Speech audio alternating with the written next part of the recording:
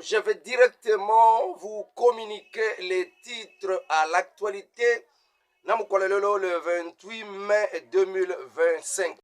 Les États-Unis mettent en garde Museveni, Kagame, Ruto, les terroristes M23, RDF et M23, RDF, comme je l'ai dit, AFC, et aussi la Tanzanie. Que le retrait de vos troupes sur le sol congolais, principalement à l'est de la République démocratique du Congo, doit être inconditionnel et urgent. Le temps est à l'action à travers Blackwater. Nos intérêts doivent être protégés. Deuxième sujet à l'actualité en cette journée du 28 mai 2025. Arc-en-ciel, c'est le nouveau mouvement que Joseph Kabila Kabange envisage de lancer, de créer pour réunir toutes les forces politiques afin de récupérer la RDC sous leur contrôle. Au gouvernement congolais de prendre des dispositions qui incombent, car la présence de Joseph Kabila à l'est de la République démocratique du Congo, siégeant à Goma, dit quelque chose, et sa présence n'est pas à prendre à la légère. Un homme à vertu parmi nous.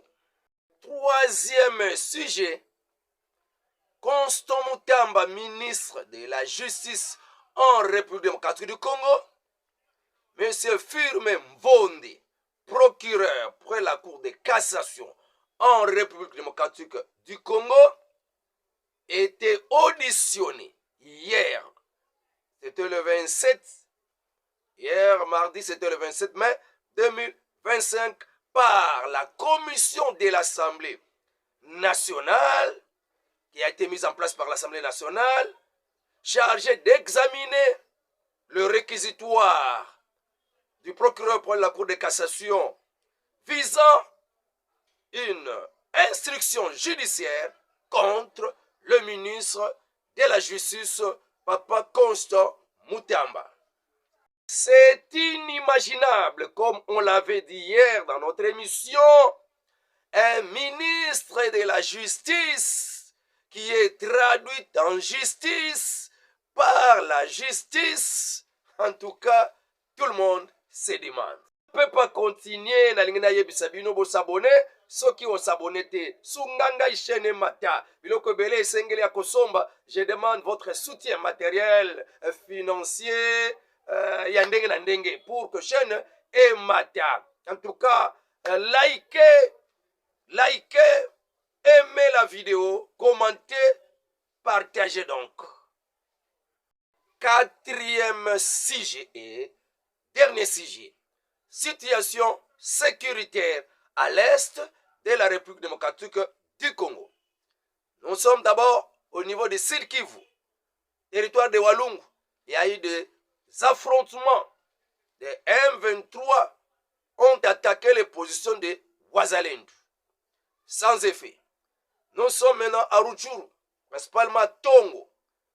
Nous sommes au Nord Kivu, où encore les M23 ont attaqué, toujours en la journée d'hier, les positions de Wazalendo.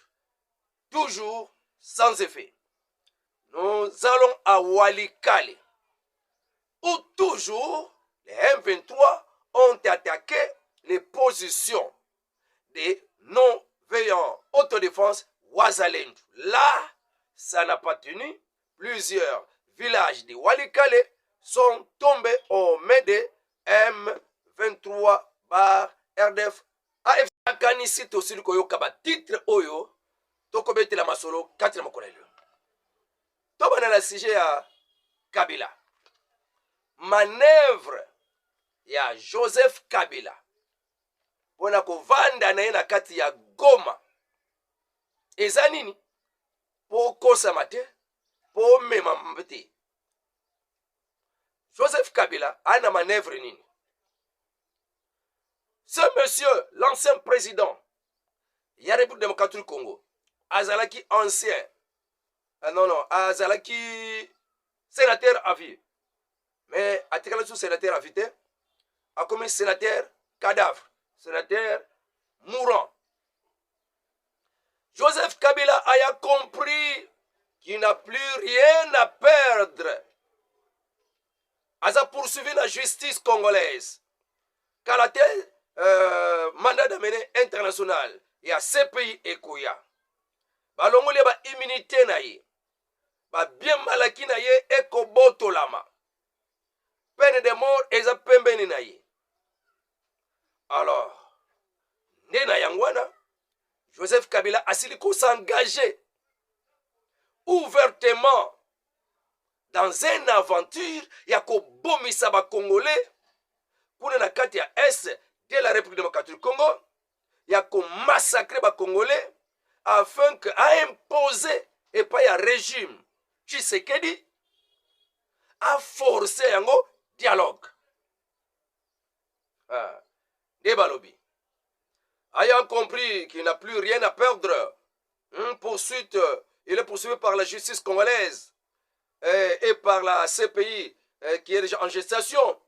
Immunité retirée, bien mal acquis seront confisqués. La peine de mort en gestation, pardon, contre lui, il s'engage ouvertement dans l'aventure de massacrer les Congolais à l'Est afin d'imposer au régime actuel de Tshisekedi un dialogue forcé pour encore plus infiltrer le gouvernement congolais, les institutions de la République démocratique du Congo par des Rwandais. En tout cas, la armée partout à l'Ingi infiltrée, à l'Ingi Soussou a imposé Mboka Congo dialogue. A Ningisa, a toke na dialogue, a épé na batunaye, ba koti nzoka ba Rwandais. Ndenga zana goma, surveillé par les militaires rwandais. Eza soni. Yo posol ba yaka na yo. Il faut la prise de conscience chez le président Félix Tshisekedi. Il faut une mise en place d'urgence d'un gouvernement de guerre. Ouais, Kozala, de taille réduite pour faire avancer les choses, dévancer des événements, car le mal semble être à nos portes. À ta président Félix Tshisekedi, Mabé, et ça déjà la porte de biso. Papa wana ali a penza Mabé, papa wana a diable na nzota mutu, papa wana a malheur. Tango zosala jama kambwana avant de zosala bisala sala basangana kina nanga akena rumangabo kuna na rumangabo akeko kutana na ba mercenaires oya invitaki o batindi kiye ba mercenaires français ba mercenaires roumains o biso tozalo kola bande konzoka bazaka ba ennemi roumain ona ba yekolisa ba militaire o bazozwa musala kisoda ne ba beta masasi ne ba beta ka basala ka boye. Même quelques mercenaires ya États-Unis au bazalaka na bango contre Donald Trump bakekuna kumikotsa kuna pour ba déranger parce que il y a eu des grands hommes ya États-Unis, ba grand bailleurs de fonds ba décourager ki balinga ba décourager Donald Trump tala makamba RDC tika et a créé complexe okosuka okobebisa mbongo pamba. Donald Trump alobi jamais boko sanga parce que naza na renseignement sur RDC, la guerre en RDC va terminer. Donc, et ça qui n'a pas tout le monde, va vendre la RDC, ici, na bango, va vendre la matière RDC à Kouyiba, Nandela Kotangisa Makila, il va décourager Donald Trump. Et ce sont eux qui veulent donner main forte na Kabila, pour na, à ça, la salle besoin naye, pour que bango va continuer Moussala bango ya Kouyibaka. Voilà un peu, otoko pesa, masolo pona lelo. Parce que, il faut le savoir que la présence de Joseph Kabila na S Yamboka Vandili biso na Goma justifie une menace, hein? Oui, justifie une menace qu'il ne faut pas prendre à la légère. Akansi tozoka bien. présence na ye ezotalisa menace moko tokozwa yango na bopetete tokozwa yango lokola asala rien on ne minimise pas l'adversaire bongama bien sala entraînement et confronté ye je crois kwa eyokani na yango les États-Unis komona ba manœuvre nyonso Kabila azosala kuna asangisaki batu azwi ba mercenaires bapesaka bacours bazala ba coach na bango. En tout cas les États-Unis mettent en garde ba M23 RDF AFC Kagame mise en garde, Museveni mise en garde, Ruto mise en garde, Tanzanie mise en garde, babimisa ba troupe na bango en RDC parce que sinon ils seront confrontés à l'armée américaine. Fin avec cette histoire de négociation. L'heure est à l'action. Le gouvernement congolais n'est plus disposé. Il y a qu'à continuer pour nous vendre la notion avec cela, en tout cas, les États-Unis vont passer à l'action à la vitesse supérieure. À partir, il y a Blackwater, signé un contrat na États-Unis et na RDC pour na baya ko sala musala ya ko longola na kati ya mabele na makasi na forcement ba nguna et ba wazalendu ba FARDC ba ko sala na banka ba ratissage parce qu'ils ont des avions, des hélicoptères, des drones, ils peuvent cibler l'ennemi de loin et c'est tout. Wazalendu FARDC ne vont que faire des ratissages. Voilà un plan ezoko bongama. Bakozala associé, soutenu par les militaires belges. Hein? Militaires belges, bazali jakuna la Kindu, principal pa mboka ya Lukandu.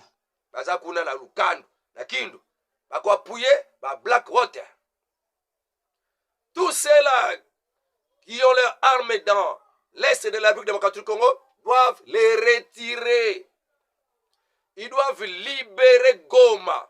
Tous ceux qui ont envahi Bukavu doivent libérer Bukavu. Un message très spécial pour le M23 AFC. Bavandeli Goma, Bukavu, Pebamboka Moussous, qu'on a la carte S. États-Unis, montent les dons. En tout cas, sans aucune condition. Bolongwa, Namabele Yaba, Mboka Wana. Le temps est au nettoyage.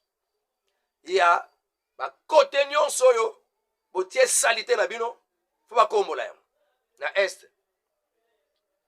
Tout celui qui va résister ndenge ya Kagame alinga mi ko résister pe liwa écoute les places wana et ko écoute le ka place wana. Alors, l'aviation sera mise en contribution, l'aviation militaire pour la localisation de l'ennemi, le battre de loin. FARDC Wazalendo ne feront que le travail de ratissage. Bientôt, Blackwater va entrer en action. Et Sengo. On a demandé au président Kenya, Rwandais, Ougandais, Tanzaniens de retirer leurs troupes, leurs hommes dans l'est de la République démocratique du Congo avant que ça ne chauffe. Car nos intérêts ne peuvent pas être détruits. Kabila ndenge ba yoka kia keleke rumangabu wakutani na ba mercenaire wana ya ba ndoki projet na bango ke na tangango olo bangabu na fondé yango.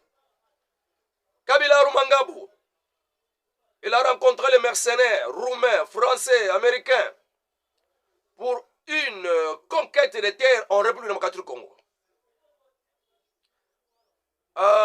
Jusqu'à se retrouver sur une même table de négociation pour encore le mixage, brassage, car le combat sera inter-congolais. Donc, tango, toko signé na Kagame, bitumesila Kagame, bango bakolobake toa ba congolais. Etali Kagame te makamne bise tali Kagame te toa ba congolais, rebelle eza problème congolais. C'est pour cette raison, bango bakobunda kaka parce que baza ba congolais. Alors États-Unis la koyeb sa bango ana bokoza ba congolais, bokende dialogue, bokende concertation. Le tango to kenda bosanga la lokola boka mamoka. Ne baye akoya na ba Rwandais na ye bakota sur la gouvernement bakota sur ba institution nyonso ndenga sala kango deja kala nde bit azana abiwaneza plan A plan B akosala pe coup d'état et pas ya président Félix Tshisekedi wazongela ebonga na ye ndenga bandeko kamba mboka 18 ans kamba asale le côté atika batuba na ba célibat ya mikolo nyonso tokoma ko bengana na église de moya célibat. Ok, c'est Kabila. Alors peuple congolais, conscience et lamuka, hein? Tout élément pour la dire non. Na ba projet Kabila. C'est quoi que la prière sambela nzambe na yo. Bo benganela biso Kabila libanda ya mboka. Yo moko juge na ndenge yo lingi yo nzambe. À moi la vengeance, à moi la rétribution. Na kosengele liwa awati. Ye moko nzambe asokipe na ye kotala ndenga bomaki batu. Est-ce que nombre batu abomaki ekokina nous tie po nzambe pe o tirer vengeance na makili ba congolais? Hein? Wana nde le sambo na ngai. Moko nzambe ayebi na ye. Constant Mutamba azalaki lobby pour l'Assemblée nationale. Benga make pa commission o babongisa ki pona yo kanano bango. Na ye mutatindi réquisitoire wana balongola immunité ya Constant Mutamba, procureur pour la cour de cassation Firmin Mvonde yepe bayoka ki etikali suko mukumba ya commission wana eme ma rapport na Assemblée nationale pour na ba décider kolongola to kolongola te ba immunité ya Constant Mutamba. Mais déjà ye abeta ki déjà main libre na tango zonga ki mobembo kuna na kata ministère na ye na kotika la jamais kosambi sama et pas ya Firmin Mvonde aza wana déjà ngana ba équipe na ngai toi ko enquêter ti lelo pona kotala ndako asomba na poto wana na Belgique soki mbongo azula ngwapi parce que ça coûte beaucoup d'argent et na par rapport à mbongo azwaka enquête ezali ka muto to sala enquête ndi azo sala réquisitoire jamais ezalaka te wana eza faute grave, hein? Faute ya basambisi grave, alors jamais au grand jamais n'a ko se présenter ko ne pas na yete to kotala makambo ndenge koleka ndenge balobaka na détail nyonso pona makambo au prochain numéro, à la prochaine édition. Bon, tokosukisa na makambo ya bitumba. Avant de côté makambo bitumba, une délégation ya ba parlementaire francophone ba yamba qui est pas ya président Félix Tshisekedi na mokolo ya lobi le 26 mai 2025 et kambama qui pas ya président ya ba parlementaire francophone aza camerounais kombo na ye Hilarion Etonga de akambaki délégation wana ya ba parlementaire francophone ba betaki masolo na président Félix Tshisekedi, président de la République. Kukutana bango ezalaki na cadre ya kwebana ko solola dans une mission de bons offices. Mission de bons offices visant ya komema kimia na est ya mboka. Yango ba yelaki. Ba sepeli na bango RDC za kimia tozana bondeko na bango tonyoko mapena mitema na biso na makambo zele kana mboka na bango. Donc ne peut contribuer na makanisi na nini bakosala nini be biso to kosala nde loko bayela kiwana ona ko restaurer paix na République démocratique du Congo. Ana ezali pour votre information. Alors, pour terminer, pour votre information, Bitumba ezalaki na Ruchuru, Nord Kivu, na Gumatongo, na mboka ya Kanyangiri, Runyenye, Kikarara, bamboka nyonso wana ba wazalendo ne bavandela kikuna bavanda kakuna ba M23 ba eko bundisa bango me ba koki eloko te ti lelo ba wazalendo baza wana tokena Walungu na Sud Kivu bamboka ebele na kati ya Walungu ba yeko bundisa ba wazalendo résistance totale bazawana na bamboka na bango. Une faiblesse ya ba wazalendo ya Walikale, je ne sais pas quoi, manque des armes, manque de logistique, ils ont cédé. Na Walikale bamboka ebele ekwei na maboko ya ba M23. Bukumbirwa, Nyengere, Muronga, Kilambo, Rusamambu, na groupement ya Kobo. Nyonso na tangi. Baba ba M23 bazu yangu na mkolomoko. Ayaye. Nzamba pambo na bawazalendo ya Sud Kivu. Nzamba pambo na bawazalendo ya Nord Kivu kata Tongo. Atoka nzamba pesa makasi. Pe resistance. Et pa bawazalendo ya Walikale ba récupérer bamboka o nyonso. Eko sala biso esengo. Eko na ngai Monsieur Laurent. Oto bengala kala Kabalai. Tanga zoko kola. Bana biso bazo benga biso ba joueur ya bana mike mana. Tokoma kosambila tokoma Manase José. Yango babenga ka José Matuvangwa Ngeitala. José bamuso babenga nga Manase. Otango nazaka kokola babenga mana pona akobeta bala makasi. Mais ekomi ya bunzambe Manase. Alors la pesi motela ngai pa ya Pepe Bilongo. Jean Manuel Perpeti Wowo. Ba Joël Bato Mene bila nyonso ba Mbote Louis Kese Papa Valeur Besoko wana RDC notre pays Nzambe abata mutu nyonso azima kukia kolandanga na ngonga oyo. Au revoir, à la prochaine.